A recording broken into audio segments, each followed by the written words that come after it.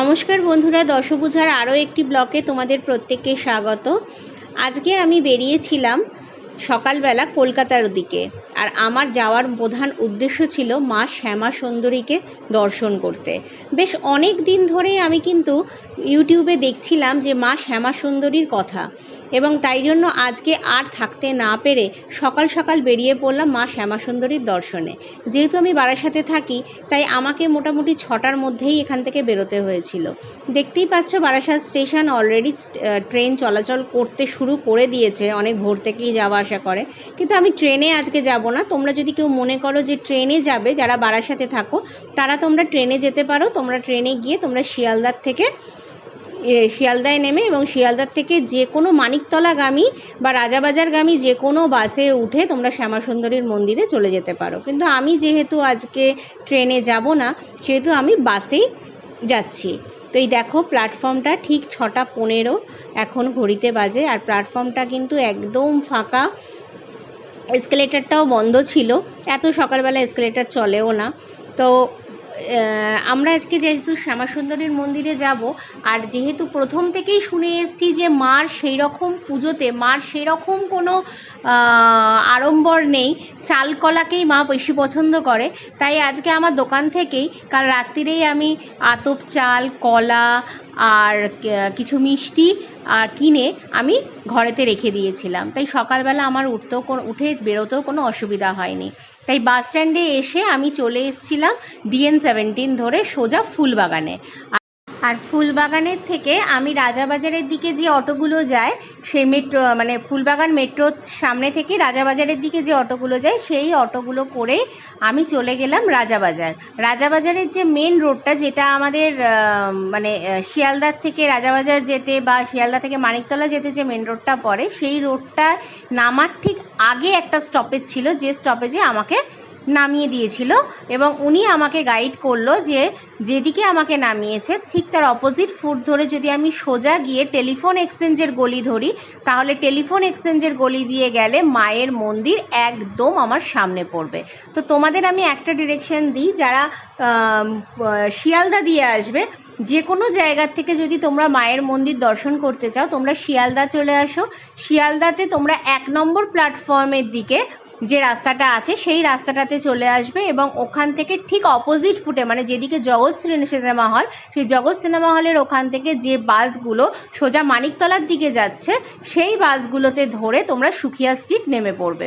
সুখিয়া স্ট্রিটে নামলেই তোমরা যে হোমিওপ্যাথি যে হসপিটাল, সেখানে নামলেই তোমাদেরকে তোমরা দেখতেই পাবে একদম রাস্তার ওপরেই কিন্তু মায়ের মন্দিরের জন্য যে ফুল বা যে প্রসাদ যেগুলো ওরা বিক্রি করছে, সেগুলো দেখলেই তোমরা বুঝতে পারবে যে ওই গলির মধ্যে দিয়েই মায়ের মন্দির চলে যাচ্ছে। তো আমাকে এই গলিটাতে নামিয়ে দিয়েছে। এই গলিটা সোজা গেলে আমার পড়বে হচ্ছে টেলিফোন এক্সচেঞ্জ, আর এই টেলিফোন এক্সচেঞ্জের যে সোজা গলিটা দিয়ে আমি যাচ্ছি, এখানেই হচ্ছে মায়ের মন্দির। চলো আমি মেন রোডে উঠে তোমাদেরকে দেখাই মায়ের মন্দিরটা। এই যে James diagnostic centre and polyclinic, তার ঠিক পাশেই কয়েকটা দোকান পেরিয়ে আমি তোমাদের দেখাই যে দেখো, ছাতার মতো দেখা যাচ্ছে, একটা লাল সাদা আর একটা হলুদ নীল ছাতা রয়েছে। এইখানেই হচ্ছে সেই মায়ের পুজোর ফুল, ডালা সব কিছুই এখানে পাওয়া যায়। যদিও আমি এখান থেকে শুধু একটা পদ্মই কিনেছিলাম, কারণ আমি বাড়ির থেকেই সবটা ক্যারি করছিলাম। এবং এই গলিটা দিয়ে সোজা গিয়ে ঠিক ডান হাতে মায়ের মন্দির। তো চলো আমি তোমাদেরকে দেখাই। এত ভোরে যখন আমি এখানে পৌঁছেছি, তখন বাজে ঠিক ঘড়িতে 8টা বাজতে 3 মিনিট বাকি।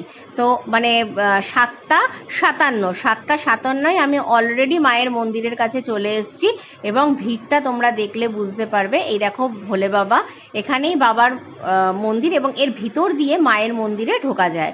তো আমরা এই যে লাইনে দাঁড়িয়ে আছি, আর এখানে দেখতে পাবে যে তোমরা মা শ্যামা সুন্দরীর মন্দির কতক্ষণ খোলা থাকছে। বিকেল 4টে থেকে সন্ধে 8টা, আর সকাল 8টার থেকে দুপুর 1টা পর্যন্ত। আর আমাবস্যার দিনে সারা দিন রাত এই মন্দির খোলা থাকে।